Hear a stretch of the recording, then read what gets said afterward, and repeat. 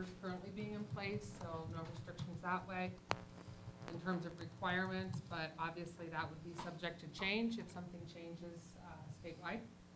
And as of right now, we are not planning on offering a virtual program like we did this year, just our regular options. And then just want to reiterate, I know we put it in Eagle Examiner, but we are keeping the staggered start that we did this year. We got a lot of positive feedback on that, with students getting a chance to really meet their teacher, learn the building, get assessments done in those small groups. We are reducing it to 3 days. We thought 4 was a little bit much. So we're doing August 18th, 19th, and 20th will be those staggered starts. And then on Monday, August 23rd, all students will be there. And again, at the lower levels, that's where we can get all those STAR assessments done, and the teachers have time to spend some one-on-one time with the kids doing that. Just wanted to reiterate that. And then I do want to also, under Whole Child, just share, we have been getting a lot of calls and emails on critical race theory, so I wanted to take a moment just to kind of share some information on that from a district perspective. At Big Walnut, our goal is to create an inclusive learning environment where all students feel safe and welcome. With the death of George Floyd last year, many educators, including some in Big Walnut, reflected on how to teach diversity and acceptance of others. Some of our teachers included activities in their lessons that were aimed at getting students to reflect on race and racism. As a district, we continued teaching topics in social studies and language arts classes that address race, such as slavery and the civil rights movement. Since returning from winter break, we've had an onslaught of emails and phone calls regarding critical race theory. When we started receiving these calls and emails asking if we were teaching CRT, or in some cases demanding that we not teach CRT, our team had to Google the term. While we'd heard of critical race theory, we were not exactly sure what the theory encompassed. At that point, we had not discussed it in any district level meetings, and while teachers continued to teach race-related lessons per our state standards, there was not an effort to teach critical race theory to our students. In the meantime, we have had other parents reach out with increased concerns about what they feel are racist comments and behaviors being directed at their children by peers. These parents have requested that we make an increased effort to focus on diversity, equality, and inclusion in our lessons. We met with our administrative team and discussed the topic. We quickly realized the complexity of the issue and that we needed to have additional discussions to create a more structured approach to teaching these topics. We all agreed that it would be important to emphasize teaching our students to be respectful of others' perspectives and backgrounds. While we do not teach CRT nor promote a specific ideology, it is our goal as a public school district to encourage students to seek multiple perspectives and use that information to formulate their own opinions as they become adults in our society. The timing of the emergence of these topics in conjunction with the pandemic logistics has been very challenging. To be quite frank, our team was focused on keeping our school buildings open this year. As we head into next year, we will be working on how to address these topics currently making their way from the national news into our district with our students in an age-appropriate way. This will not be a quick process, but we will provide opportunities for community input and involvement. We ask for your patience as we work through this process. Our end goal will continue to be the creation of a safe, welcoming learning environment for all of our students. Just wanted to share that. For those watching at home, as well, as we've continued to get lots of calls and emails, as this has become apparently a really hot topic nationwide. So, to know if anyone else wanted to share anything before I move off that topic. Yeah, I'd like to back up to 7.2. What, if anything, what's your vision for a mask mandate? I'm getting calls on that matter too. Right now it's not required, so it would be optional. And I apologize, that was what I meant when I said no orders in place currently. So if that would change, unless the board directs me otherwise, I would assume we would follow any state orders that would come into play, but right now there aren't any that affect schools. You know, I mean, you still have to wear a mask if you go into a medical facility, for example, but there aren't any currently in place that would impact us. Now on to the CRT. It's not on the agenda. So I wasn't prepared to present. I believe this is a topic that the board needs to review either in a work session or in general session. That's why I made a request that it be on the agenda for tonight. Okay. And I think what we've heard from administration is that nothing's really changed from last year and discussions about curriculum choices related to that, at least from what I heard from your statement, are in the offing. So having that discussion with the board and being able to come back and say, this is what we think we're going to do, and this is the direction we'd like to go, and that discussion with the board, I think, is on its way. But since there's no decision or discussion as of yet of how to, I don't know what discussion would benefit tonight. Well, I don't know if it would benefit tonight either, but I think it is the responsibility of the board to decide. We've had the issue here is CRT isn't, but diversity is, correct? I'm not sure what you're saying. Well, you said that CRT is not in the curriculum, Correct. but diversity, inclusion, and equity is. Do we teach being accepting of people from all cultures and being respectful? Yes. But that's not what's being promoted on the national level, which is what's filtering down. Which is what I said, that this is all at a national level, so people are hearing it and reaching out, and we're getting lots of calls and emails, so that's why I wanted to share that we didn't even know what it was, we had to look it up. But yes, we are still teaching those topics that we've always taught. And with due respect, we had an email in February, okay, that we all got. Yeah, I've gotten several of them. No, I'm speaking of the one of the lesson plan at the middle school. And I said in here, we have had people try to include those things, and if you are on our district email, you saw we sent something out that said, hey, we're getting a lot of calls on this. Please teach your standards, but we ask that you not teach anything else beyond that until we have an opportunity to work through this. Did you get that email? If not, I can forward it to you. It was sent to the entire district. Was that the one from Mark? Yep. Yep, I got it. But again, I just wanted to reiterate, it came from a place of people trying to, look at what's going on nationally and coming from good intentions, and we just said, hey, we need to put the brakes on because these words mean different things to different people. It's very charged politically. We want to take an opportunity to look at it. But I think it's important to mention, as I did in this piece, that while we're hearing from people not wanting that, we're also hearing from people who have children who are minorities who feel that their children are treated with racism, and so we have an obligation to make sure they feel safe and welcome as well. So looking as a district at how we address some of these topics in a way that is not pushing anyone's agenda on kids, but teaching them to think critically and be respectful.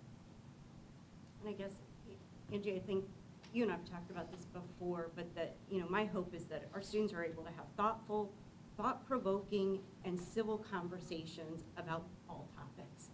And that I want our students to learn to think critically about things, to be able to share their opinions while also being open to the opinions of others. And I think, that most importantly, I want our students to be inclusive and respectful of others while appreciating diversity and having empathy for your fellow humans. And I don't know, I guess I feel I'm frustrated that this national issue has become an issue in our community, when I think that that's one thing that we've always talked about, is our students being respectful and inclusive and open to others. And I guess that just taking an issue that I feel is a non-issue and dumping it on a school district.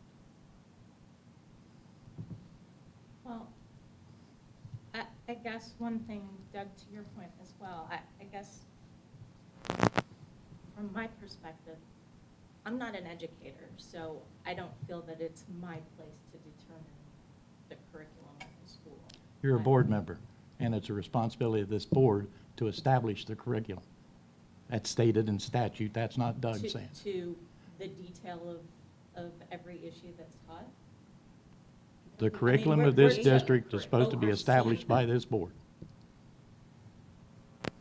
It's an oversight role. It's not oversight. I'm Says not we- expected to write lesson plans. No, but we're expected to know what's being taught and approve it prior to it being taught. Well, I feel like I do know what's being taught, and I do approve what's being taught. Because, I agree with Angie's statement wholeheartedly. And I think that's a big reason why a lot of people really love this school district. I mean, that is part of our mission. Our mission is to inspire and guide each child to his or her maximum potential. That is equity. And that is what we're talking about. That's is not equity. That's not equity? No, not by their definition. Who's they? Who's they? Why do you think this is a national issue? I don't know. Because it's being promoted by they. Who is that?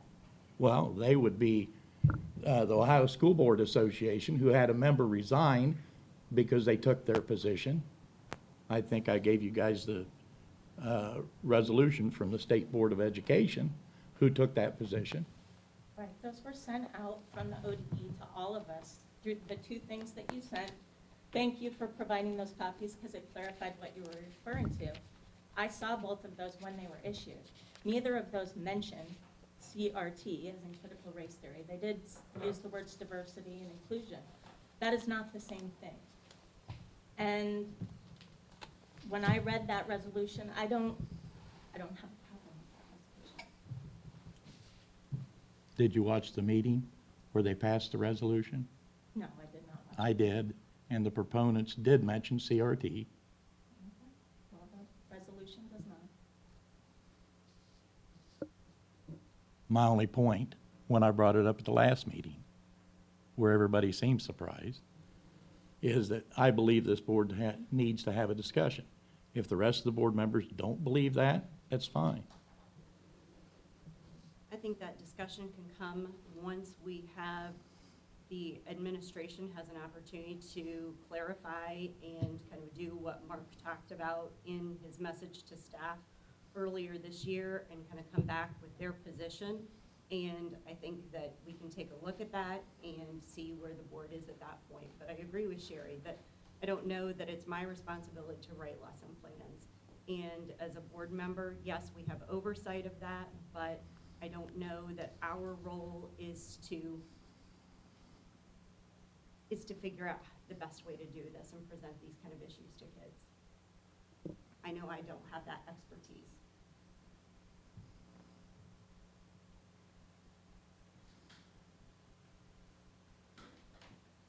I guess I'd just say from your statement, I don't have any problem with continuing the efforts that I feel like we've constantly made to create an environment where all students feel welcome and all students are accepted, even though I recognize that those efforts don't always culminate in success for a variety of different reasons.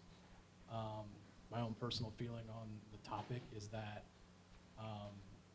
whatever label you want to throw on race relations, it's a problem in our country. It's an issue that's deep-rooted far beyond this community, but things happen outside of this community that impact this community. And I guess I hesitate in any situation where we want to shut down the discussion of ideas, which I think is different than promoting or advocating for certain ideas. But I think we're a stronger community when we have discussions about ideas that people have different perspectives on. And if I look back through the history of the United States, necessarily maybe even the world, it seems like we run into lots of problems lots of times when we try to shut down other people's perspectives and ideas and their backgrounds in an effort to try to keep whatever discussion isolated on whatever it is that a particular group in power has. And so I have no problem having the discussion when you and your administrative team are ready to come back and look at the situation and say, here's what's going on in the world, here's what we've been doing, here's how we'd like to adjust, if we would like to adjust, and having a discussion around that to be able to give the board's feedback at that time. I have no problem with that person. When do you think that might be? Well, I can tell you that it's a big topic that we're diving into a retreat to lay out the process. So that would be And August, then July. end of July. Probably have some sense of direction, but it's, I think it's something where we need to get input. We'll have to meet with teachers. We're not the ones in the classroom teaching, obviously, so a lot of our teachers don't even realize the connotation, the political connotation of some of the terms, and just the discussion you had there about what does diversity mean, what does inclusion mean. Sometimes people have different perspectives of that, so there needs to be some training and conversation around what that looks like. So might you be putting together a plan at retreat, or is it just more exploratory? Hoping to principal is, we're gonna be spending a lot of time this year on it because, as I said in the statement, quite frankly, it kinda hit us out of left field in the middle of the pandemic, and so we just kinda said, you know, we don't wanna just rush into some training or some, way of addressing it without an opportunity to spend some time on it, so. It's a very complex topic, so I certainly don't think it's something that we're gonna be able to rush through. I can tell you, the principals come back right before retreat, so that's probably when we'll start really. We've had some internal conversations at a district level, but it's gonna be probably really starting to dive into it then. So if there were changes or edicts or more language like what Mark provided to the district in his email back in February, we might hear about it then somewhere in the August 12th meet timeframe. Thank you.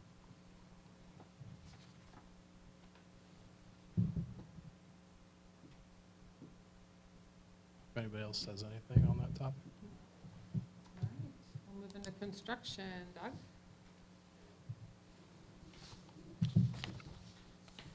Good evening. Good evening. Good evening. So I'm going to try and talk about something fun. So I sent all of you an email just before the meeting. It's only because I was out there today, but it's right there on the first monthly report. So the three pictures. You look to the left under site athletics, and if the public's driven by it, all the future homestands are up. Bright, red, tall, and big. Handicap accessible, ADA Yes, there are compliant. ramps on the bottom of them. And the press box shows up this week. It's craned into place next week. So very visible, very exciting to see. But I sent you some pictures just so you can see that. And those for the public will show up on the next Eagle Examiner if you don't get a chance to kind of drive by quickly. In terms of the elementary school, obviously it's essentially done, but we've listed Central Energy Plant. Again, we talked about this for a while. We're actually running a couple AC units, rooftop units in the building. So one of the three classroom wings is actually having final painting. It actually has some flooring in it. Casework's showing up in another week and a half. So again, those have gone on tours. You go to some of the building and it's like, hello, where are we? Other parts, we're moving in 30 days. That's logical for a building of 300,000+ square feet. So again, there are units now we're running air. That was probably the exciting thing for me, as Angie would say, that's where I'm geeking out on something. But it is exciting to show big progress in that regards. In terms of the high school, I kind of already touched on it, but you can see there in that third block, again, flooring in some of the wings, cabinetry. It's really starting to take shape. Probably the biggest thing that's still missing just to share is the front entrance has glazing and a big eagle. That's probably still about 30 days out when I was checking today what the status of that is. So that's one of those last kind of architectural things to finish. The skylights in the student dining. There's a lot of things coming in. The stairs are built. A lot of things you'll see an Eagle Examiner have. And maybe I'll just make another lighthearted note. Our wildflower detention ponds are blooming. Hooray! Hey. Not at full bloom, year one, if you will. U.S. Fish and Wildlife, again, is pleased with what they see. They will cycle and bloom at different stages depending on the plant material through the summer. I ignorantly don't know the type of plant. I reached out to him today. It almost looks like a black-eyed Susan, but that's not what it is. But I'm assuming it's something maybe in that species. But you see a lot of yellow flowers and white flowers in certain areas of those ponds. So Sounds like a good science project to kick off the year. it does. Those I'll have to reach out to Mr. Jadis.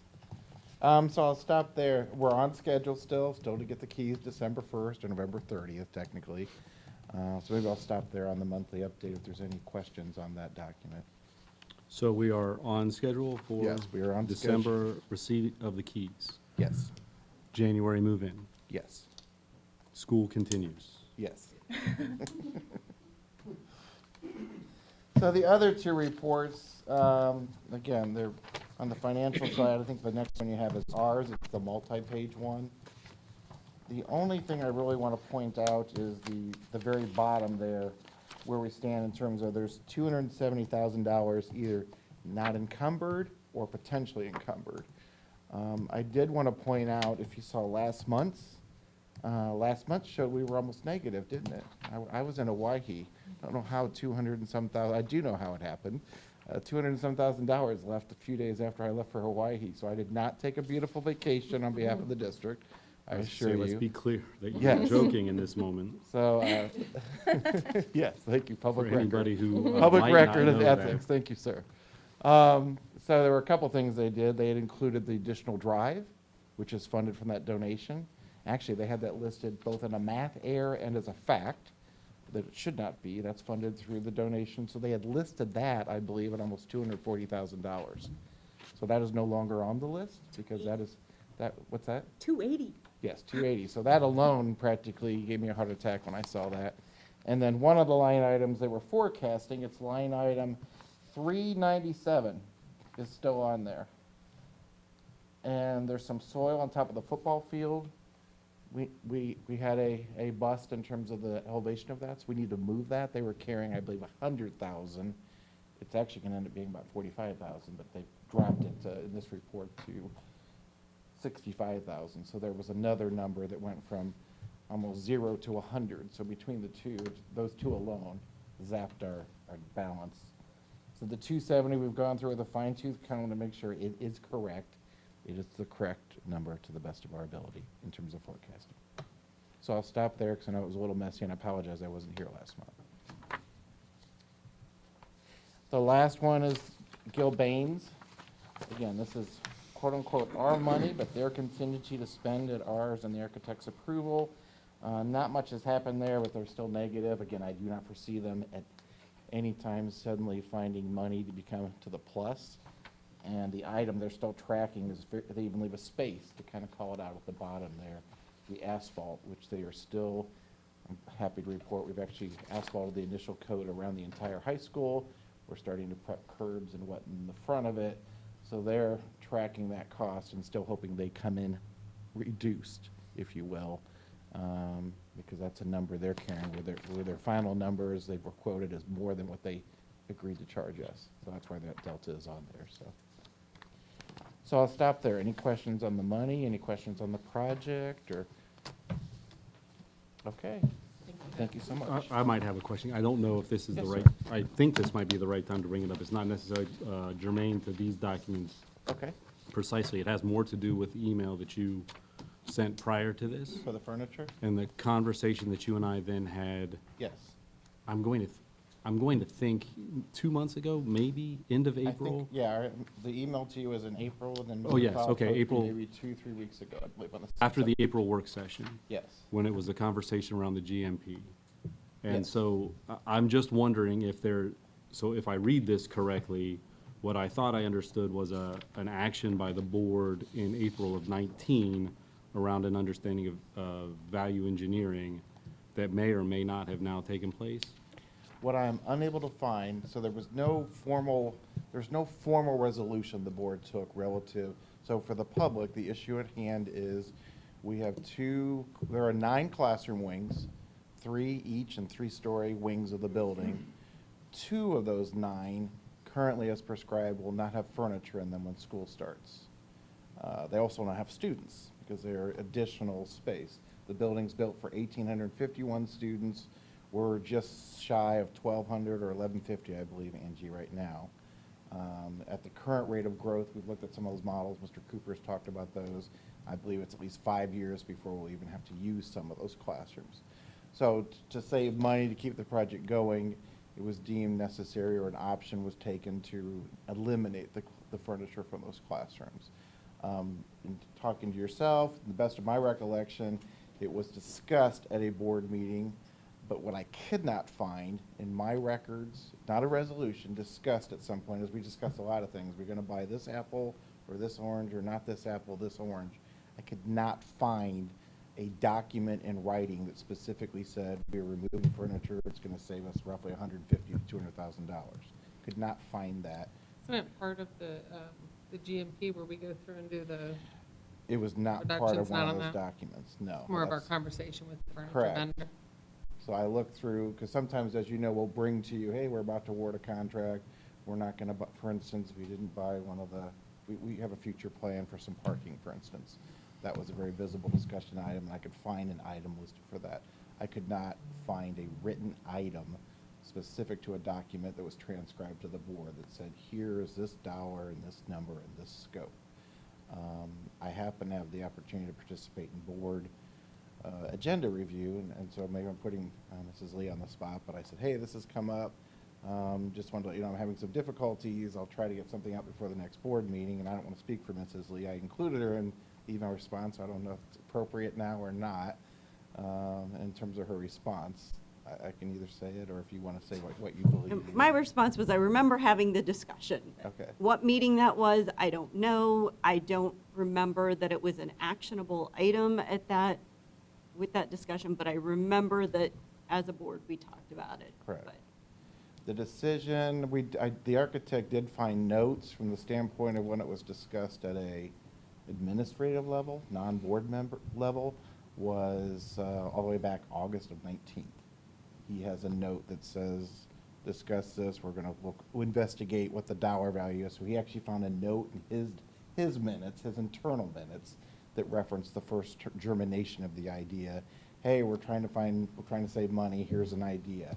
That was the only documented written point that he could find in his notes where it was actually, he did not recall presenting, I know he hasn't been to a lot of board meetings, or have any kind of writing that was presented to the board when I asked him to look through his records as well.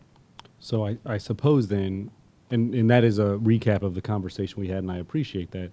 I suppose then that I certainly recognize, as I shared then, that decisions get made along the way in order to bring a project to completion, and that is what happens, and I get that.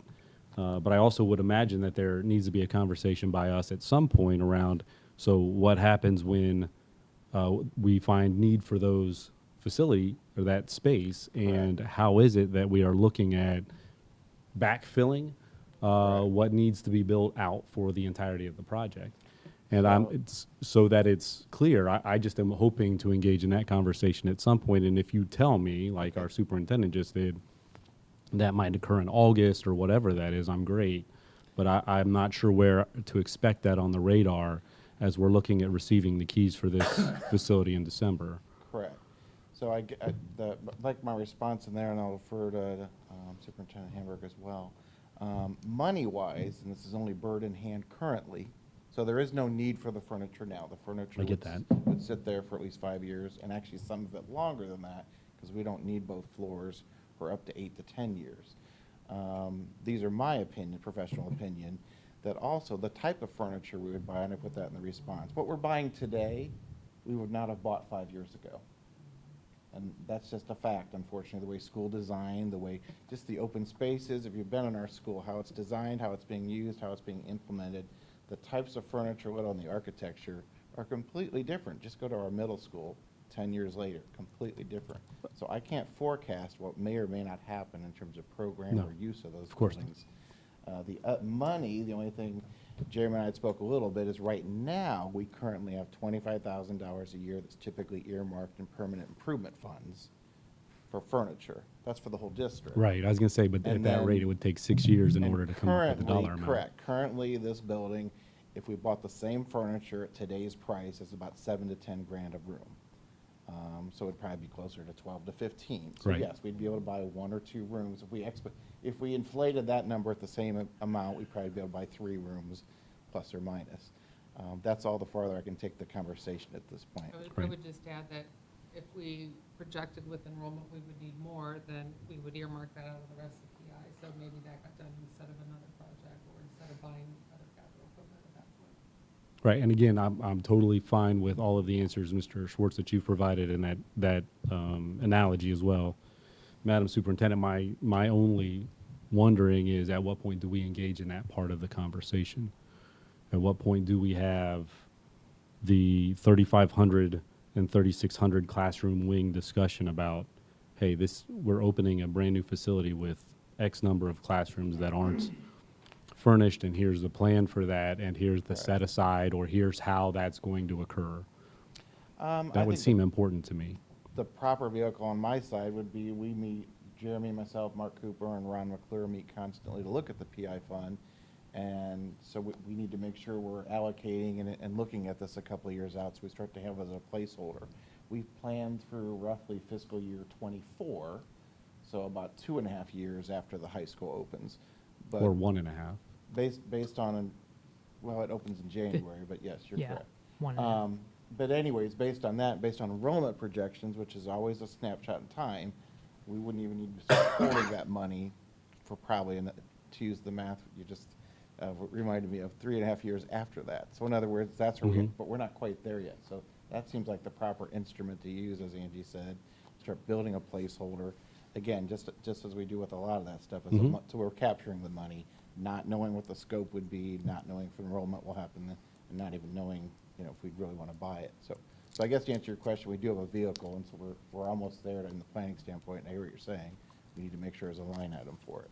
So Or maybe one of multiple the, line items over maybe multiple one of my years. recommendations is, or my request, no, that's what it is. So maybe one of my Correct. requests to you is, I schedule some time with you so that I can better understand where that might come from. So if I could just add too, and I think you were here when we talked about the outside athletic Yes, spaces and yes. trying to get that GMP where it Which needed to be. was 5, was that That was GMP 5? GMP 5, site athletics, So yes. we had to, we've talked a lot along the course of the project of trying to do the things now that are harder to do later.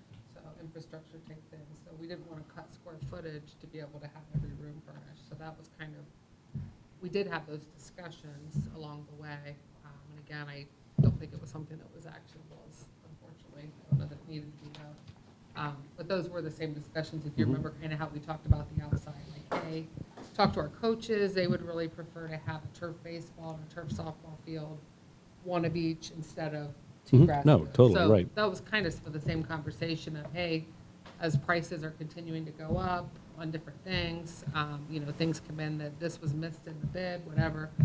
How do we make sure we still get these other things that we want to make sure we have? And so that was a discussion that we had, and I know shared here, I just obviously didn't act on it, that we were taking, that we thought it was more important to have some other permanent fixtures than the furniture. And the plan has always been to use the PI money. for that. Okay, and If again, there's money left at the end, when we get done at the current buildings, probably not going to be, because you recall the bond issue that failed had money built in to put new flooring in the current high school, the current intermediate building, which has some really old chip tile as well. But since that one did pass, the one that passed did not have money pulled in for that, so that's where we're using the bond proceeds. But if there's anything left, that's also something we can look at the furniture. That would be a best case scenario. Worst case scenario would be we'd be looking at that piano money. again, and that sounds great. I was perfectly prepared, actually, in April. I thought this was a moot issue at that point after you had explained it to me the first time. I just came to find out through, must have been your question in reference to where that happened, as we talked about August of 2019, and it not necessarily being there or as easy to put your hands on or on this person's notepad versus that person's notepad. So it will help me, again, my Right. request is at some point over the next month, you and I sit down and I just better understand that. Yeah, and I guess I'll state, I did not, nor do I believe we have the capability, we did not go through the tapes. So we did not go Yeah, through the last year and a half right. or 2 years of tapes to try and see if Not we could necessarily, find I understand. a statement just to share, unfortunately.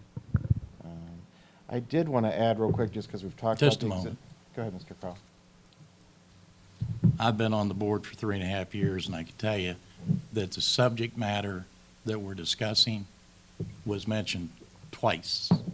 Once before Leanna was on the board, where Angie said that those third-floor rooms wouldn't have some of the loose furnishings. That wasn't a discussion, that was a statement.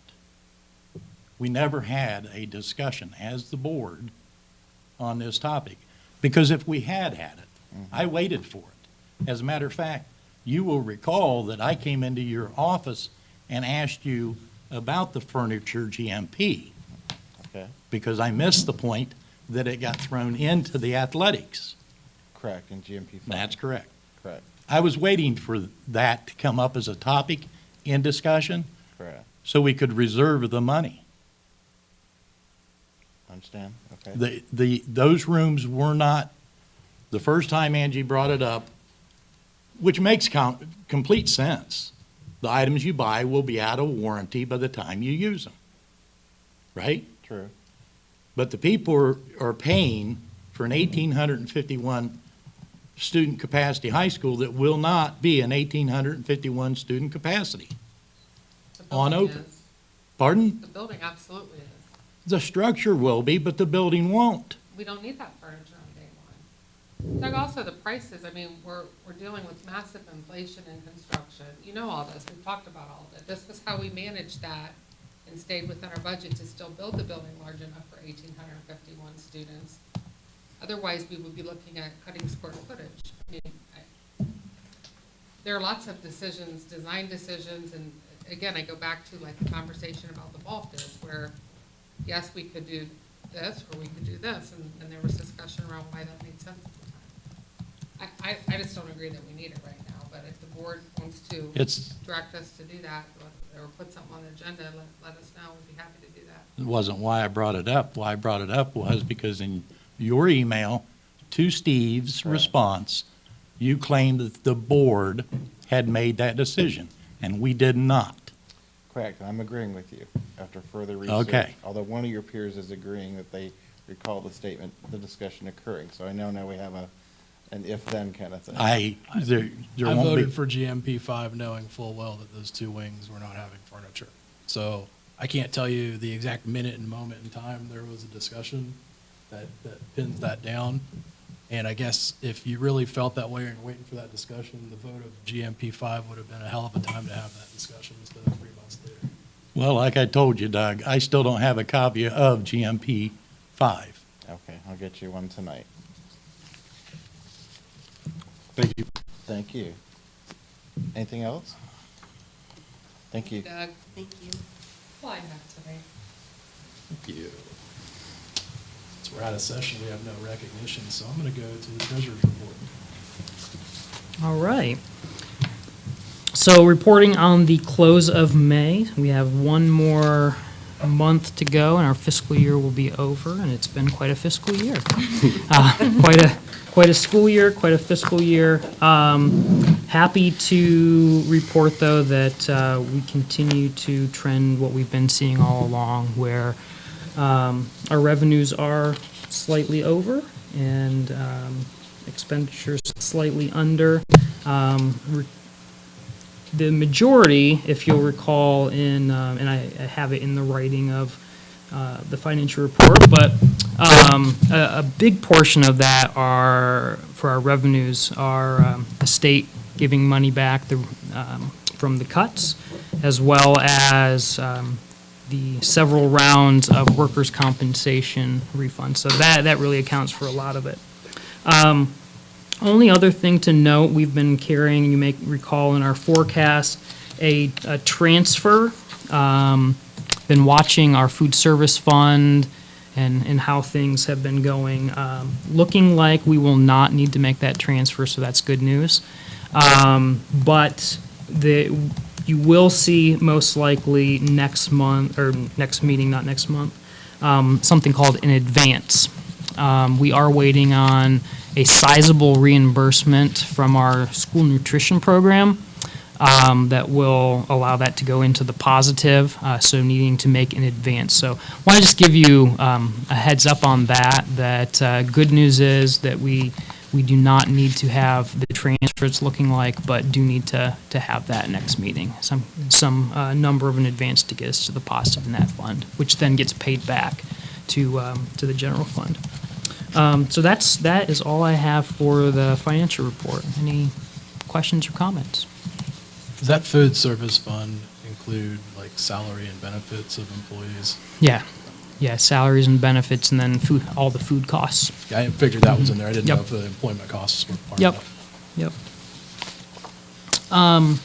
There are no other questions.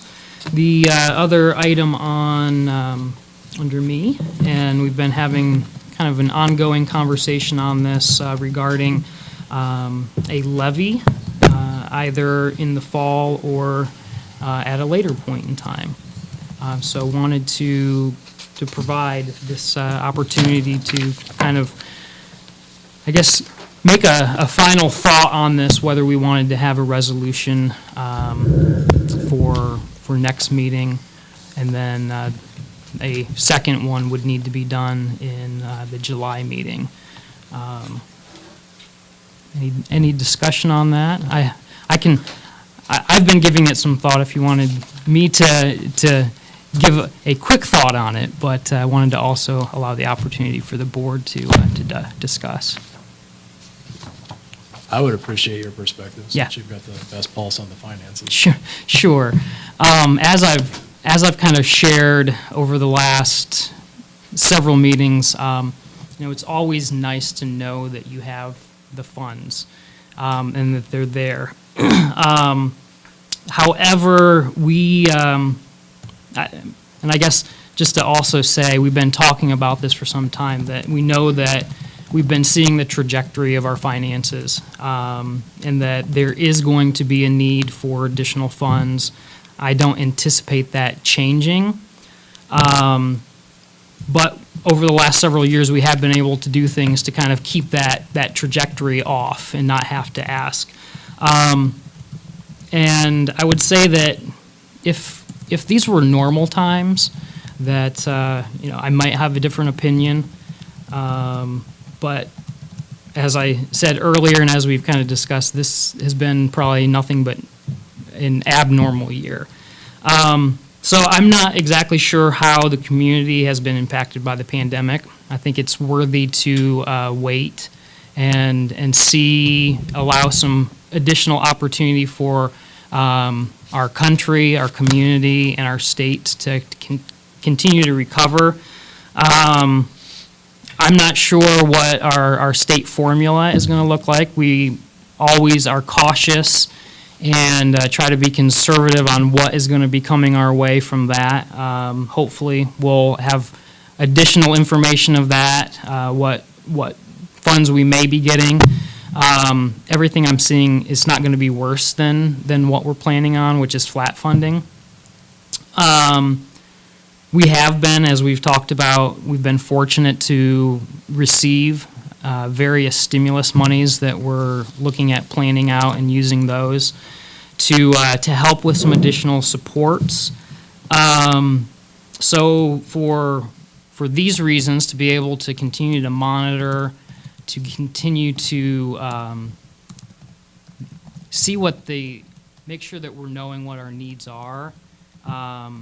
Our finances were better, as I showed in May's forecasts. So for these reasons, I would be comfortable waiting and not requesting one in the fall. Continuing to plan, continuing to watch, being cautious, but it allows us to have further knowledge, and it provides our community with an opportunity to another year. Actually, by the time we would collect the new funds, it's about a year and a half. I want to clarify that. So even though the elections would only be about 6 months apart, the collection would be a year later. Correct.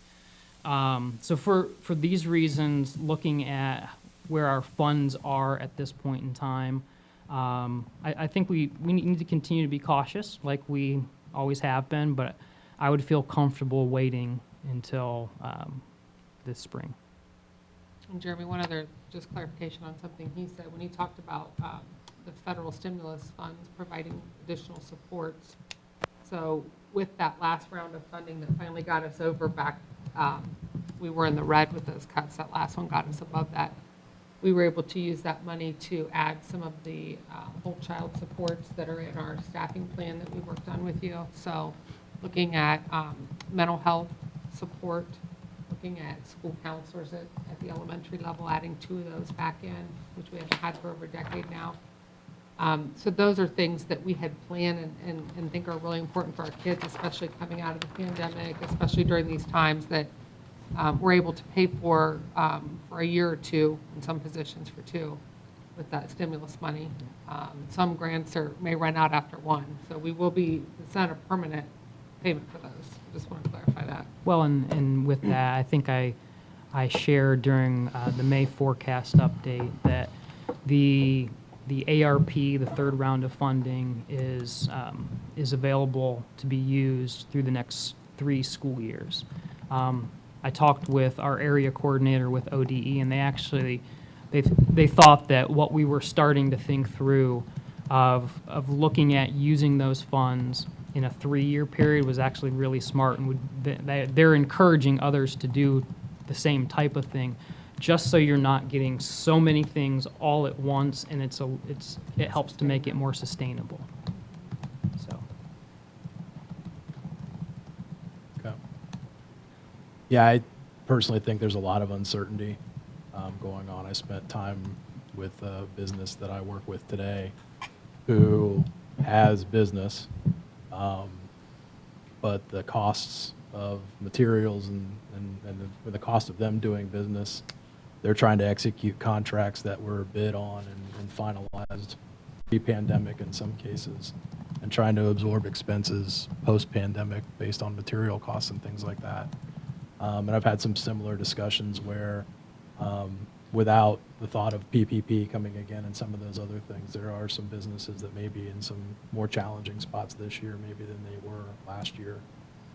That's just my own observation. And so I think seeing where that nets out within our community, I think you having another 6 months of seeing what this looks like and this model looks like, and as we add some of those supports in, I think it makes sense. You'll have to forgive me. I don't know that it makes sense. Yeah. I mean, to your point earlier about discussion, I guess, I hear the recognition that there is a forthcoming need. And based on the information that you shared, honestly, I think this was last month, where you had forecasted out a couple of things. If there's a forthcoming need, it seems to me like it's a cheaper solution to go on in November versus potentially wait, whether 6 months or a year.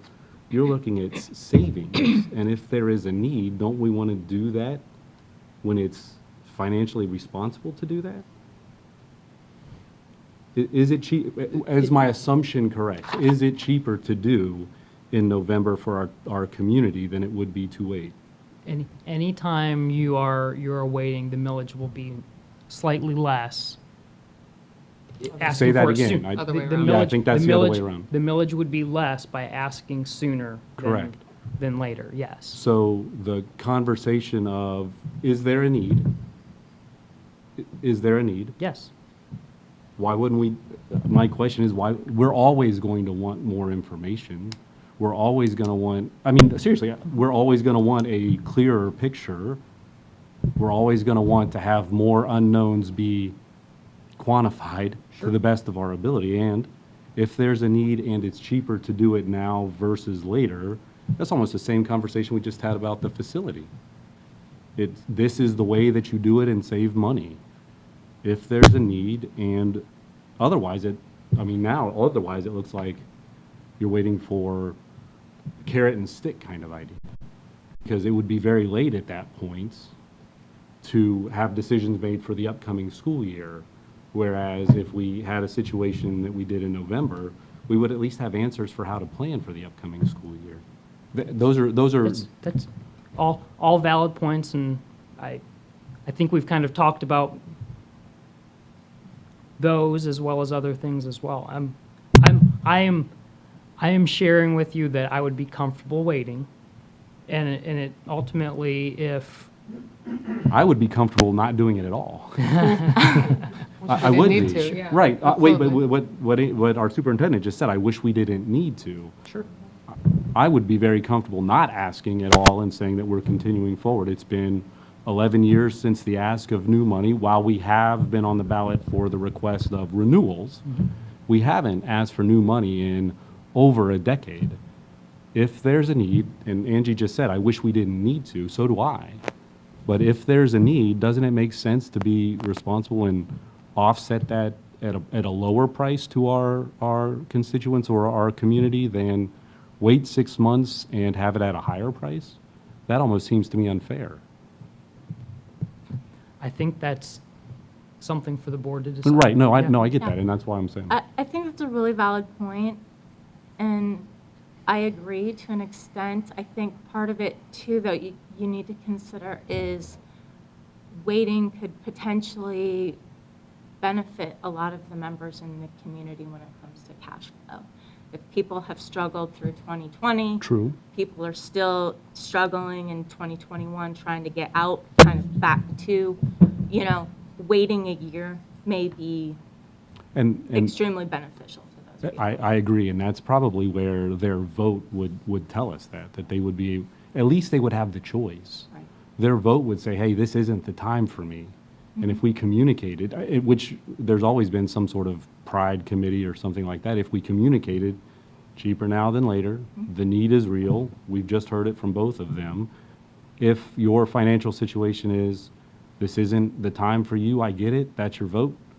If this is a situation where this is the time for you because you'd rather see it be cheaper than more expensive downstream, I get it, but at least we've presented the opportunity for people to make a decision.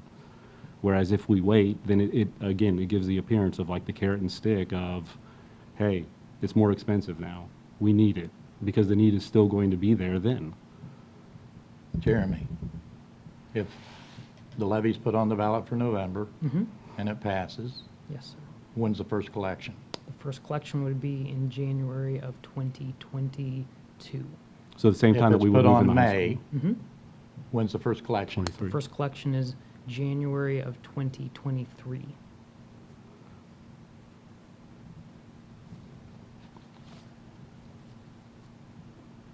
Well, the danger with waiting is going to be, you're comfortable with waiting for May. What if it doesn't pass in May? How uncomfortable are you going to be the day after the election? I think if we're going on, we're saying we need it to pass, or there will be repercussions. I mean, we shouldn't go on with the attitude of giving, like, let's go on and see if it fails. I mean, that's when we work with consultants and the advice, like, you don't go on just like, hey, maybe it'll take us 3 or 4 times, let's just keep running campaigns, because then you get fatigued with your committees and your community, so. And please know, I wasn't No, suggesting. I know, it. I just, Okay. that's what I'm pointing out on, because that's always been, well, you know, it's like, let people fail it, and then we keep having opportunities before things are cut. I mean, yeah, we would be at a point where we couldn't maintain current programming or make additional ads at that point to support the growth. So Well, I can sit here and make a case for either one. At the end of the day, you know, we'll do what you decide. There are pros and cons for both, and if we weren't in the situation we're in economically, and I might feel differently as a community or as a country. And I guess the only thing I'd take exception, and maybe not even exception, maybe just clarification, because I don't think you necessarily meant it this way, and maybe you did, related to the carrot stick kind of analogy. I mean, I guess for me, is every time I've considered an issue up in this chair, it's never been about do this or you lose that. It's, we're asking for this because we need it. And so whether that ask makes sense now or whether that ask makes sense next year, depending on the factors you've cited. I mean, I agree it's debatable. But I guess from my seat, this board, and I think even in this particular case, it's never been considered to ask for money only because it's needed, not because there's some sort of punitive response if it doesn't come back. And I don't think you meant that way, but I think there is a large part of the community that feels that way. That, you know, when you put something on and you give them the realities of the economic situation, that is some sort of threat or what have you along the way. Right, and I know I interrupted, I apologize for that, but I wanted to make sure I jump in, because what I think I said is, that's what lends itself to the perception of Okay. the carrot and stick conversation, where what I heard was that there's a need, and it's cheaper to fulfill that need now, by waiting, the potential perception is there. We'll hear that perception one way or the other, and I think the other irony is that I'm the one maybe right now advocating for this conversation because it's not always been my opinion that that's what the need is. Okay. So hearing the treasurer and superintendent say it's a need, then it seems like the responsible thing, if I believe the treasurer and superintendent, is to do that. And to your point about carrots and sticks, I don't believe we've ever asked when there hasn't been a need before. Just like the bond issue or other things, I think that those things have been needed as a community continues to grow. So to clarify, what I think I intended to say was, that's what opens up the door to the perception. Otherwise, people can bark and chirp and say those things, but it's not necessarily true. No, and I appreciate that. And like I said, I didn't think it came out that way, so I just wanted to make sure that Thank you. that's out there, because I know those perceptions exist, and even this even this conversation between the two of us, those positions will still exist. Sure. And there's nothing that's going to change related to that. So Jeremy, my question is I mean, there's obviously some thought that still has to occur here. Nothing is up for decision right now. But my question is, the numbers that you provided us last month are still accurate in terms of what the potential ask would be? I would say it's close. I would have to take a look at, update where we're at now with another probably month or two of information and. But see, I don't think we have the month or two, isn't that right? No, we've already had a month or two of gotcha. extra Okay, information okay, since okay. we got that. So we would use our levy model, which is within the 5-year forecast, and make sure that what we were putting on to our resolution was. And the time that we would have to make that decision would the be next meeting. next meeting. So there isn't a moment for a vote here, or there isn't an action item. My request would be that we would at least have that on hand so that if a motion is made, we would know what that was. I wanted to comment on this because last month I made the point, kind of the little bit of the sticking point I had or that I was struggling with is the federal dollars that we've received were and are intended to help address extra resources that learners may need to overcome losses or struggles through the pandemic, and we don't even necessarily know what those are at this point. But I can also appreciate, after thinking about it for a while, that successfully implementing a jump from where we were or are now to where we should be, or more importantly, where we really want to be in 1 year might be next to impossible. So I think that since the federal funds and the unemployment refunds that we got, or the BWC refunds we got, can help us kind of bridge that gap, that we would be able to, or that I would be comfortable waiting until May 2022 to put it on the ballot. But like you said, at that point, it would be imperative that it pass. And I think whenever it goes on, I think we're always going to have this struggle of, the people who are like, well, if you need it last time, you should have asked last time. But then you have the people, well, if you didn't really need it, then you should have waited. I mean, I think whatever we do, there's going to Sure. be a subset of People that the population that maybe don't think we made the right choice, but agreed. And I was just gonna say, to Jeremy's point, right, I've had feedback back as people have talked to me about how can you ask when we're coming off of a pandemic. Correct, yeah. Right? And for some people, that's not a big deal. And there's other folks that I know that that's been a really big deal, right? And so I think, Sherry, you made the comment about the community's ability to sustain that at this particular time versus maybe in May, and what does that look like? And that's something that I've been weighing as I've kind of doing all this myself as well. And I agree with that as well. But the way to find that out, I guess, would be to potentially ask. And again, whether it were to pass or fail, certainly if we were to put it on, I would be of a mindset that, well, it's because we need it and therefore I'm supporting it for that reason. I think it would be responsible on our part if questioned by folks that said, hey, it's been hard for me, or something along those lines, that it's really a cost-benefit analysis where we're trying to do the responsible thing and make it as cheap for you, given what we've gone through, as possible. And therefore, the cheapest solution, the most cost-effective solution, is to do it now. Whereas if people are struggling, and again, I am not at a loss of empathy for that. In fact, the argument would be on my case that the most empathetic thing to do would be to do it at the cheapest price point for community members versus waiting and again looking at a difference of 2 to 3 mils. So I could look at a community constituent and say, I respect that, I understand it, you have to do what you have to do in terms of voting your conscience. This is the cheapest way for us to do it. And if we've always been, actually, Board Member Wecker, when I started attending, strangely enough, in August of 19, because that's when I submitted my petition to run for this board, used to say that we're a community that taxes ourselves responsibly. It seems to me that the responsible way to tax ourselves is to do it at the cheapest price point versus looking at collecting additional millage because we missed the potential window.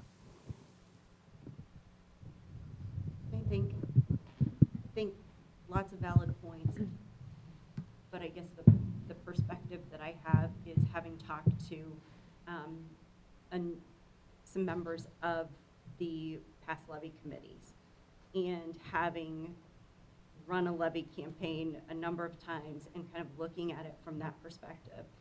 And those folks have some serious concerns from having discussions with friends and neighbors as to even if there is a need of how successful a levy would be at this point because of the concerns that many in our community are facing because of a pandemic. And that's kind of what has really given me pause with it, knowing that some of our, who I would consider some of our strongest supporters, are very, very concerned about moving forward at this point in time when at past board meetings, our treasurer has said, yes, we can make this stretch. And I think that's kind of where I fall, that, and knowing that we have these federal funds, I think the other difficult thing of all of this is thinking back to having run levy campaigns and that a school district is never rewarded, I feel like, for doing good planning, almost. And it seems like in this district especially, that it has to come down to this do or die situation. And, and that's incredibly frustrating, and I don't know how we get past that.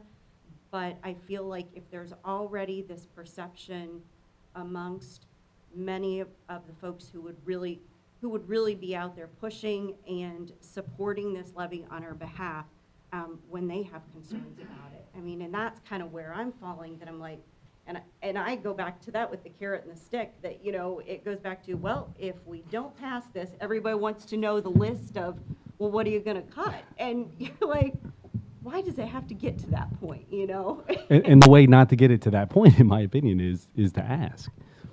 And I don't so out of this entire meeting, I'm really concerned that I use the carrot and stick metaphor, and that's going to be the thing that's going to live on from this. Not at all my intent, which is just about taxing responsibly. It's true. I mean, it's a reality of how many people perceive Correct. these issues. Correct. And which is why, again, the strongest argument we would have against that in the moment is we've been trying to be responsible. I'll come back to the first thing that Jeremy said, which is there's a need, but I would be comfortable. If I mean, it's preposition, so if we take there is a need as the sentence segment, then the conversation is the responsible thing to do is ask for fulfillment of the need. So, Not carrots and sticks. forgetting all root vegetables for a moment, there's always a need, right? As you look at potential asks and doing some of the things that we've talked about here in terms of those basic health and wellness types of supports that we're talking about starting to phase in, that Sherry was speaking of. How many, obviously sooner is better, right? But, I mean, when in your estimation from the forecast and everything, just to kind of refresh, does it get to be like dire time, serious cuts? I mean, all along, just to remind folks that are currently tuning in, we have been cutting things throughout the last few years. Everything from instructional aides to not filling open positions, and I could let you guys speak in chapter and verse about how we've been doing some of those things. And I feel like those are things that we've hurt ourselves from. I want to choose this wisely because I want to be honorable to everybody that has really worked hard to make this district as great as it is. but they could have done more had they had more resources around them. That's probably the way to phrase that. So, you know, I know in some past issues that we've discussed, you know, we can talk about, hey, we've got 2 chances at this before it has a serious impact, or X number of chances. Obviously, if we go in the fall, we have X number of chances plus 1. But, I mean, do you have a sense of what that number is before things get really, really tight? Well, I'll just, going to the forecast, the fiscal year '24, which would run from July 1st of 2023 to '24. At the end of that period, we are at a negative 1 million approximately. Without any new housing, Without correct? anything Just new. to clarify. That is correct. So, looking at kind of the trajectory we're on, if we had not passed something then in, gotta think backwards here, basically next year, then it would become pretty critical. So next year, meaning Yes. both explain that. May and November Yeah. chances. Correct. The only thing I So, would say so, to that is, yeah, go ahead. if it's November, because we've been down this road before, to Steve's point earlier, you can't start a new school year without knowing if you're gonna have the Balance. resources right here. And so we would have to, I would argue if it didn't pass in May, we would definitely have to not fill positions, larger class sizes. I don't know if we'd be at a point of cutting, but it would be not adding positions that we need to add for both growth and the whole child supports that we've talked about, for sure. And then the following year, I would think we'd have to cut. So in May, so if I'm hearing you, because this is the first time we've kind of had this level of what might happen if then scenario. Again, if then, not any other metaphor at this point. If in May, no success, then in August of '22, when school would start back up, there would be a realized lessening of offerings or opportunity for students. Or the plan that we've put in place, I don't know as though Or lessening, larger may not class be. sizes, Yeah. or it wouldn't be steps forward, it would be steps in, or it would be running on a hamster wheel. Essentially not adding the staffing plan Yeah. that we all agreed Correct. on to support them. Yeah. Would, So we try to do that where we can with, what we've done in the past that Brad's referencing is absorbing positions. So if somebody leaves, we don't fill it. Now we have a bigger class size at that grade level. mhm. Obviously, with the way that we want education to be in the classroom, personalized, it's hard to do that when, you know, it's not like when we were kids and you just could Mhm. have a room full of kids and lecture. So class Mhm. size is huge. Matters. With kids, it does Mhm. matter. Especially at the lower grades when they're learning how to read. And so some of those classes, as we've grown, it's been a challenge to keep those numbers where we want them already. So Right. not having those teachers built in and be able to add them as kids move in that's where you would see a decrease in services. So we're not technically cutting a person's job, but we're not adding to keep up with growth would be the scenario at that point. And I would say much beyond that, now we're looking at cutting. Yeah, Eh. and just to clarify kind of the timing of things is, so you always collect in January, I think, kind of to Mr. Crowell's point when he was asking those. And it's, so there's the opportunity of passage within this calendar year, and then it begins the next January. So same thing, the opportunity would be in May. I think, actually I have here, there's an August and a November, there's those elections. And if it doesn't pass within the 21 calendar year, then you don't start collecting on that in the 2022 calendar year. So then you would, Right. the So next year, it wouldn't start collecting until then the next calendar year. So as we sit here, and I agree with Leanna, everybody's exhausted from COVID. Everybody's exhausted from a lot of the things that have been going on, both from a geopolitical standpoint. I agree with that statement. But to hear again, there's a need, and the superintendent say, if we weren't successful, then there would be ramifications, which there are always, right? There's in the decision-making process, there's always scenarios where you have to plan contingencies. And the idea of potentially waiting until May at a particular price point, and then I would assume same might be true in November at another price point, would we then be saying, boy, we wish we did something coming out of COVID, even though there was an exhaustion level or fatigue? And to that end, would there be the wish in that moment that, hey, if we could have gone back in time and done it, boy, we'd have been better off because. I guess that's what it comes down to in my mind about the responsibility factor. And I recognize, and I believe also that you have those relationships with those folks that have run those committees in the past. I don't necessarily see them or hear from them frequently. And I believe that's where their minds are now. I just believe that everybody's kind of mind is there, which is why I further believe it's incumbent upon us to try and guide the responsible decision, or at least the responsible request. And if that is not that I would ever want something to not be successful, but it's at least we're doing our due diligence. There's a responsibility that we have that we're taking seriously. We tried it, and now it's going to be more expensive should it not be successful. I don't know another way to say it than that. And so maybe I should just stop. So what I heard from the timeline question was fiscal year 24 is when we're approximately $1 million in debt in terms of, and any request made in November of this year or not made would begin drawing in 22.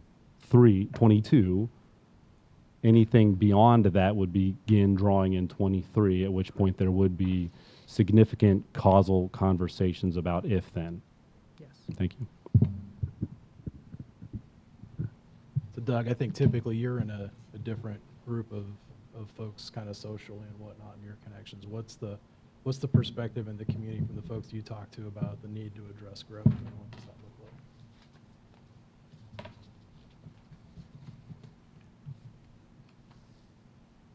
like? I'm in a different group?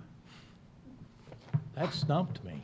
You've got a longer. I thought we were all friends here. We are all our friends, but you also have I'm not. wait, Steve just opted himself out. No, I mean, I think, you've got longer term ties in the community. You've got connections with some folks more than I do as somebody that's only been here 12 years or what have you. That's kind of what I'm referencing. When you talk to folks, what do you hear? I don't think it matters whether it's on the ballot in November or on the ballot in May. It's going to be a hard sell either way. Because there's not a need or because of the cost? Well, it's unfortunate, but I think some people will remember videos that said we weren't going to ask for additional funds. So I just feel it's going to be a very hard sell.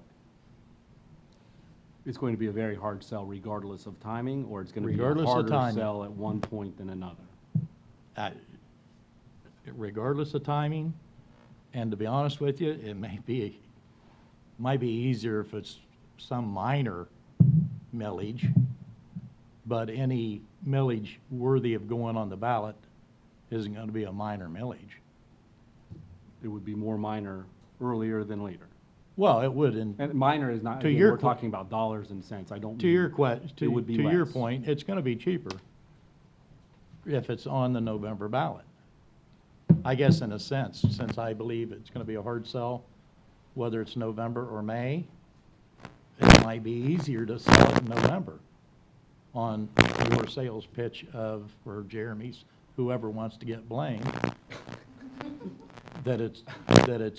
To be clear, we will all get blamed, Doug. There will be That's blame why I said I aplenty. thought we were all on, I just meant in terms of folks that you connect with outside of our board, to clarify. I know. It is a valid point, though, that if it's on November, it's going to have less impact on the people. As far as the burden. The other part is that if if it's pushed to May, there's nothing more valuable than time, and you burn up 6 months that you can never get back with a question that it doesn't matter whether that question's asked in November or May, you don't know the answer. Like I said earlier, though, if you push it to May, now you're going to get into critical. And to Angie's point, yes, been there, done that before. And it didn't work well for the students.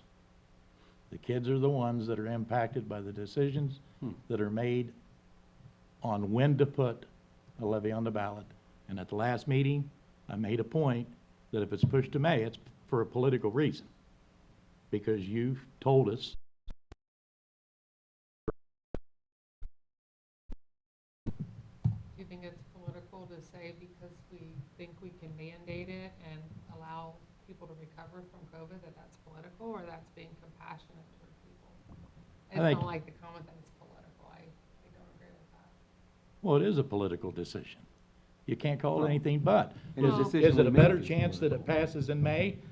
And I guess it's a connotation of what you mean by a political decision. I look at it as we're trying to discuss something to be the most considerate we can of our community, and balancing that with trying to have our needs met. I don't think anybody here is sitting here trying to make what I think of, and maybe we have a different connotation of what political means in that sentence. I took it as not being a positive thing, the way you said it. I think lately it's a dangerous word. It's what? It's just a dangerous word. It's just one of those words that everyone, I mean, I A decision's to be made. right. You can make a rational decision. The minute you move into the area that it'll pass better in May than November, Well, but that's politics. I don't necessarily think that it'll pass better. I think it's that, you know, a lot of the people that I come across, they have not really had huge hits to their family income. But I also know there's a lot of people who have. And so thinking about those people and those people's needs and what may work better for those families and their cash flow, I don't think that's it'll pass better later. I think that's like we're trying to do the best thing for everyone in our community. I mean, that's what I'm thinking. When I'm not, you know, like, oh, you know, when's it gonna pass better? I want it to pass whenever it goes on. I mean, that's the goal. You know, and like Leanna said, you know, the school districts are not rewarded for planning. They are not rewarded for working really hard to save money wherever they can. Because then it's like, oh, well, see, then you didn't need it anyway. And it's like, no, like we have to work with what we have. You know, I think if I can see reasons to do both, but I agree that, you know, I think a lot of people in the community feel like they'd like to get through 1 year. You know, let's get back to school and see what that looks like being, you know, normal, if it's completely back to where we were in 2019. And then kind of, you know, have a few months of just like, okay, take a deep breath, and now let's move on to the next thing. Well, we're discussing this in June. The decisions, if you put it on the ballot in November, is made in November. And times will be different then. You asked me, I gave you my answer. Well, I also asked you about a need, but you haven't answered that question. Pardon? I also asked you if there was a need, but you haven't answered that question. Well, we have, there's a reason why Doug always votes no on negative revenue spending. We have a different point of view. So are you saying that there is a need for a new levy ask based on the growth that's accumulated? You could look at it that way, but I look at it that if you know what your revenue is next year and you exceed spending that revenue, then you're not fiscally responsible in some people's eyes. Let me ask this question, Doug. Well, no, I guess I won't. Fiscally responsible is providing the opportunity to determine for oneself. Fiscally responsible is the opportunity to make someone a decision for themselves. Is that Fiscally accurate? responsible is Not living within exceeding your your means. Okay, not exceed. And if there's to now, I think Brad's question of if there's a need, and we can see that in 24 we turn negative and cannot operate in that manner, then by transitional property, I mean, it almost has to be that in the affirmative that yes, there is in fact a need. So if it's a opportunity to provide somebody the right to provide we're sitting here as 5 people trying to determine what we think others believe, whether they're tired from COVID, whether there's, let us just get back on our feet, whether I'm extrapolating properties of my friends in my social circles based on their economic performance or abilities. We're trying to extrapolate what we think based on the 5 of us, our community needs. The most responsible thing is the point I'm trying to make, and it's a question now to you. Is the most responsible thing, if there's a need, to put it on now or later? Well, to start with, the million deficit, actually, I believe 23 showed a deficit as well. So It there's a wasn't to that extent. So there's a need. I was looking at, it's line 10.01, which is our fund balance, and this is from the May forecast that was approved. And it's 1,031,757 in the end of 24. And what's the deficit in 23?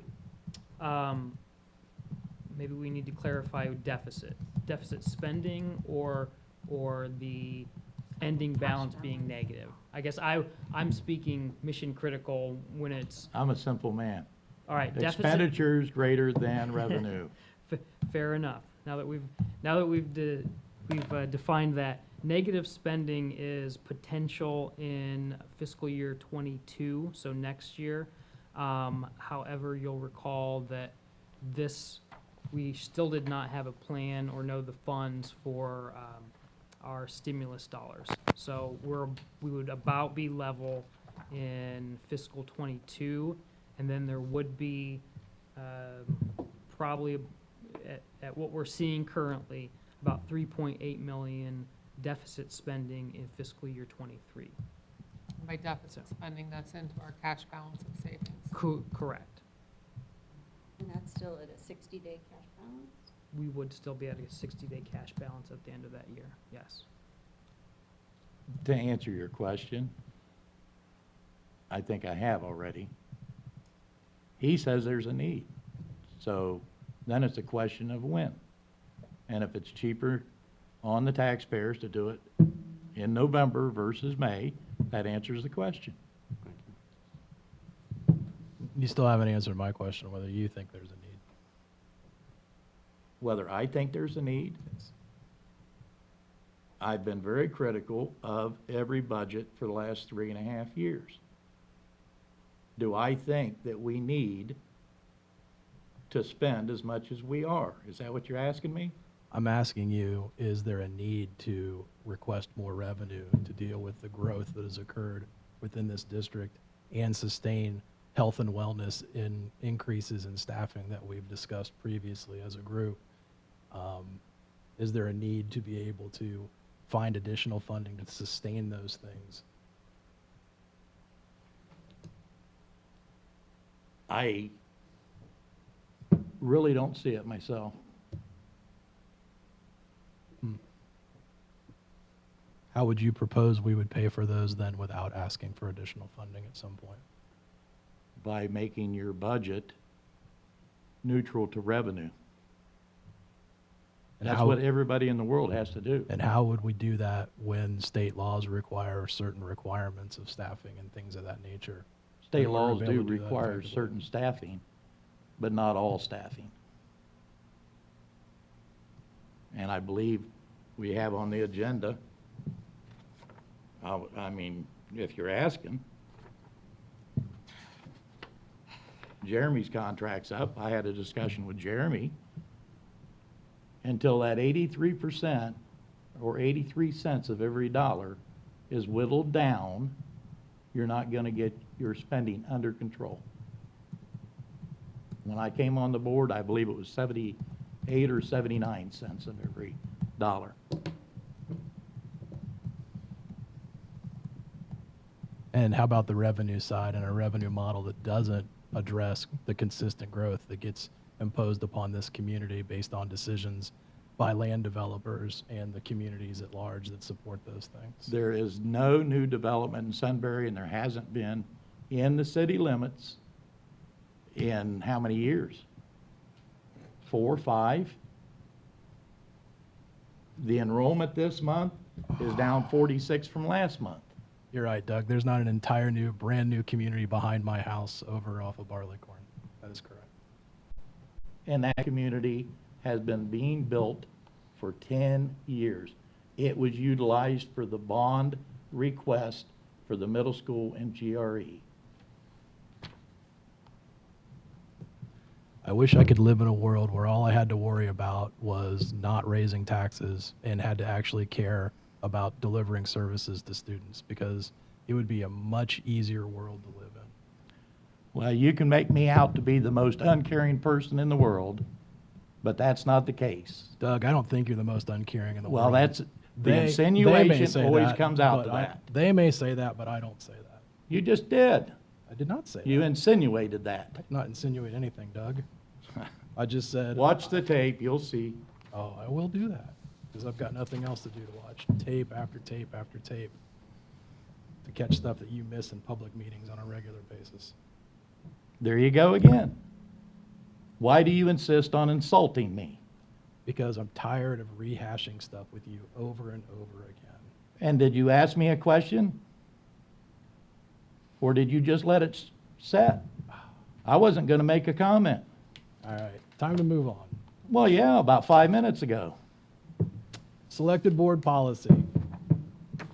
First reading of the following policies. Policy 1310, employment of the treasurer. Policy 1340, non-reemployment of the treasurer. Policy 8740, bonding. Jeremy, would you like to speak to those issues? Sure. So recommending that we revise the 1310 and 1340. There was a change to Ohio Revised Code, and we'll talk about the change in this down in the business items as well. But I'm recommending that we have our first reading of this to include that we be able to, in lieu of a bond, be able to have this on our insurance policy as well. And that would be for each of the currently bonded individuals. We bond the treasurer. We also bond the superintendent and the board president. And then, so 1310, that includes a paragraph. 1340 revises the one paragraph to include that is also if unable to get a bond or an insurance policy, so including that language. And then if we are providing this on our insurance policy instead of bonding, it renders the 8740 policy unnecessary, and recommending the rescinding of that then. Questions? This is an update to the 2008, so this brings us current in terms of best practices. Correct.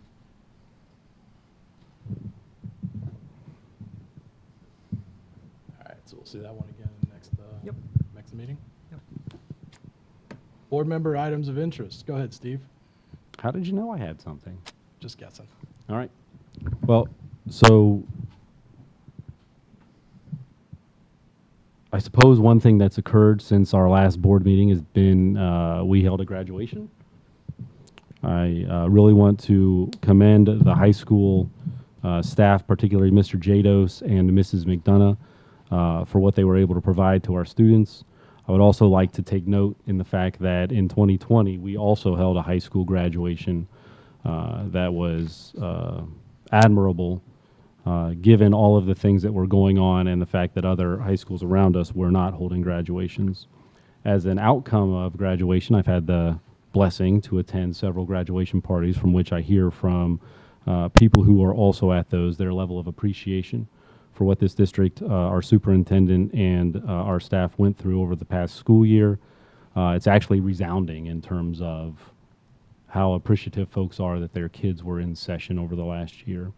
I'm extremely proud of Big Walnut for all of their efforts, as I have two children who went through the school year in person.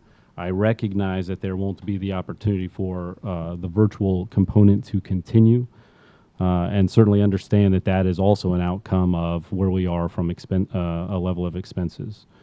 My hope would be, as the administrators begin to plan for the coming school year, that we take a critical look at those things that went well over the last year, those things that we can learn from, as well as those things that did not go well over the last year. We've already heard this evening from our superintendent that, looking at a soft start might be one of those. That gives me great hope as we continue to move forward. I would also submit that it's not just on the lessons learned are not just, are not just incumbent upon our administrators and staff to consider. It's also on families. How did they approach student illness? How did they do those types of things for their own children, and what those responsible opportunities are for parents as we move forward? One humorous thing, humorous is not really the right word in such a situation, but I did have my daughter and son keep all of their Delaware County General Health District notifications of COVID. In my hand, I hold 16 between two children. So that's almost one per month per kid. And I hold that up only as an artifact of what we've been through. And the fact of the matter is that as you look around our county, one school district in the county actually did not return to in-person at all, even in a hybrid fashion, if I understand the world right. Delaware State hybrid. Oh, a state hybrid. They were the only ones that didn't go back. Full-time. Okay, thank you. So knowing that we were in the situation of doing that from day one gives me a source of pride. And again, I would just hope that as Angie and the team consider all of those lessons that we've learned, that we continue to do that and reflect on those, the five of us. Thank you. Leanna, how about you? Just a couple things. I guess playing off of Steve's comments about graduation, a couple of the things that I've heard at some of the parties that I have attended is how appreciative the families are of the fact that our district involves the students, and that there's no long-winded speeches by Brad. some old guy, Correct. whoever it might be. Wait, he said it's Brad and you said some old guy. So I'm you not want saying to that. clarify? I'm saying Comment. no, Okay. unrelated. No, but that there's not a whole lot of long-winded speeches by old guys, and just how enjoyable just a graduation ceremony is, and because the day belongs to the kids, and I think families are just extraordinarily appreciative of that part of our graduation ceremonies. And then the other thing goes to Big Walnut Education Foundation.